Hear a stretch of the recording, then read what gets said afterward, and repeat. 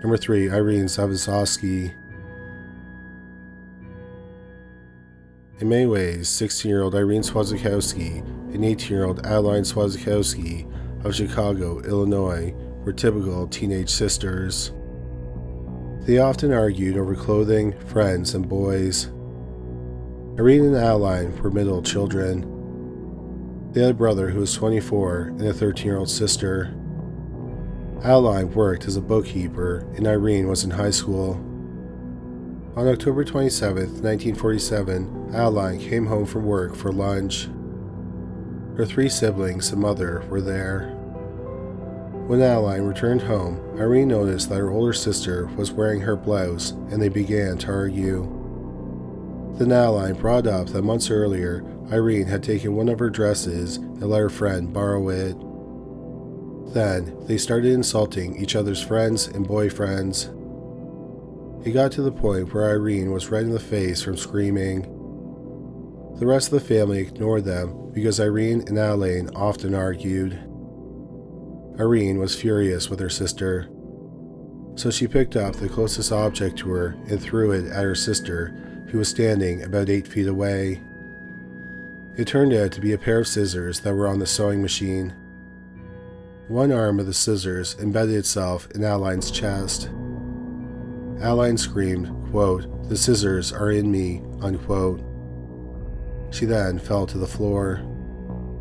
8-year-old Adeline Zawistowski was taken to the hospital and later pronounced dead. The following day, there was a coroner's jury hearing regarding the death. At the hearing, the girl's father testified about their family life. During his testimony, Irene stood up and yelled, quote, "I didn't mean it, Pa. I didn't mean it," unquote. She then fainted and had to be revived with smelling salts. The coroner's jury decided it was an accident and 16-year-old Irene was not charged with murder. There is no record as to what happened to Irene Zawistowski after her sister's death was declared an accident. If she is alive today, she would be 94 years old. Number 2. Stephen Anthony Rickards. In the autumn of 2001, Diane Fox and her 2 children, 13-year-old Stephen Rickards and 8-year-old Samantha Rickards, lived in Mount Vernon, Washington. No one noticed anything unusual about the family. Stephen seemed like a responsible young man, and Samantha was considered kind and considerate.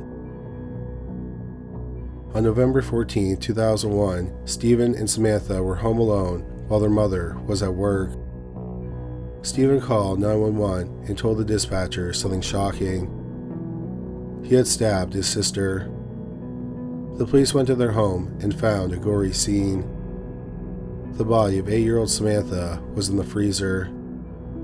She had been stabbed 22 times with a butcher knife from the kitchen. 13-year-old Stephen admitted to the murder. He said he had voices in his head that commanded him to kill his sister. Stephen was ultimately ordered to be incarcerated in a juvenile facility until his 21st birthday, which was a little over 7 years. During his time incarcerated, he was given mental health help. He took medication when he was first incarcerated, but then it was discovered that he didn't need medication. After Stephen was released in 2009, he got married and had 2 children.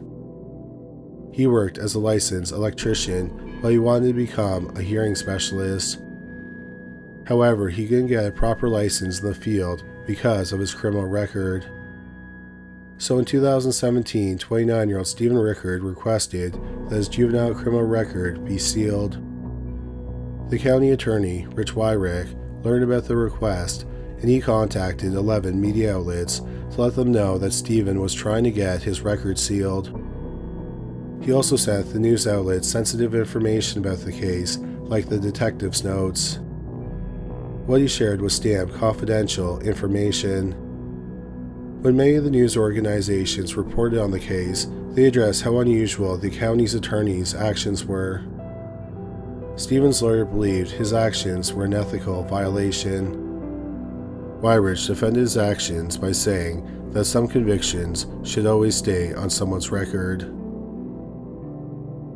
The person who arguably suffered the most in the case and lived a horrifying nightmare is Diane Fox, the mother of Stephen and Samantha. Some think it would be understandable if she had disowned her son for murdering her daughter, but she has been supportive of her son. She said he had a psychotic break when he was 13 years old and he hadn't had one since. She pointed out that in the 8 years since he was released, he has not had any problems with the law. He's a family man who wanted his record seal so he could get a better job to support his family. Diane said she was proud of her son for bettering his life while he was incarcerated and that he is an upstanding man. Diane believes that the murder deeply affected him, saying, quote, "I can't explain what kind of anguish he's gone through more than anyone," unquote. She was also bothered that the county attorney contacted the media. She said, quote, "The grandstanding on the prosecutor's part is at the cost of crushing my family and myself once again. There are no other victims in the case. There was my daughter that I lost. There was my son that I lost for over 7 years. We are the victims here," unquote. The judge ultimately agreed to seal Stephen's records. Stephen Rickards has stayed out of the news since then. At the time of this recording, he is 37 years old. Number 1. Nickalas Kedrowitz. In May 2017, Christina McCartney and her fiancé, Stephen Ritz, lived in Osgood, Indiana. Living with them were Christina's 3 children, 13-year-old Nickalas Kedrowitz, 23-month-old Desiree McCartney, and 1-year-old Abigail McCartney, and Stephen's son, 8-month-old Nathaniel Ritz. Nickalas had a different father than Desiree and Abigail, and Christina was not Nathaniel's biological mother. On May 1st, 2017, Stephen was at home with the 4 children, and Christina was at work. When Christina returned home, Nickalas was holding his 23-month-old half-sister, Desiree, in a towel. He told his mother something was wrong with Desiree. Christina took her daughter and saw that she was unresponsive. Christina started doing CPR and Stephen called 911. Desiree never regained consciousness and died 5 days later. Nickalas was asked what had happened. He said that as part of his chores, he had been bathing Desiree. He said she threw up twice in the bathtub. He then left for a few minutes to get some wipes to clean it up. When he returned, she was lying in the tub and wasn't breathing. The coroner could not determine the cause of death. What the pathologist knew was that no water was in her lungs, so she did not die from drowning. The death was labeled undetermined. 81 days later, on July 20th, 2018, Nickalas was putting 11-month-old Nathaniel to bed. The de facto stepbrothers shared a bedroom. Minutes after going into the bedroom, Nickalas carried Nathaniel to his mother and said something was wrong with him. Nathaniel was not breathing. He was taken to the hospital, where he was pronounced dead. Once again, the cause of death was undetermined. After the death of a second child in the home, the family was split up. Nickalas was sent to live with his great-aunt and great-uncle. Months later, in September 2017, his great-aunt and uncle talked to the authorities. They said that Nickalas had tortured and mutilated a cat, nearly killing it. A clinical psychologist talked to Nickalas about the deaths of his half-sister and stepbrother. Nickalas told the psychologist that he had freed them. Nickalas then told several family members, like his great-aunt and grandmother, that he had killed Desiree and Nathaniel. He said that with Desiree, he held a towel over her airways. As for Nathaniel, he suffocated him with a blanket. Nickalas then confessed to his caseworker from Child Protective Services. On December 13, 2017, about 6 months after Nathaniel's death, the police interviewed Nickalas. He said that he was a Christian, and he said he had promised God he wouldn't tell anyone about the deaths. But then he said he had freed Desiree and Nathaniel from hell and the chains of fire.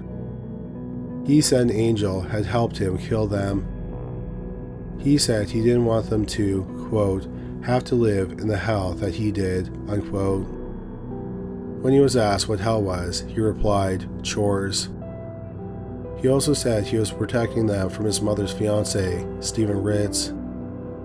He said he didn't want them to go through the same thing he had experienced.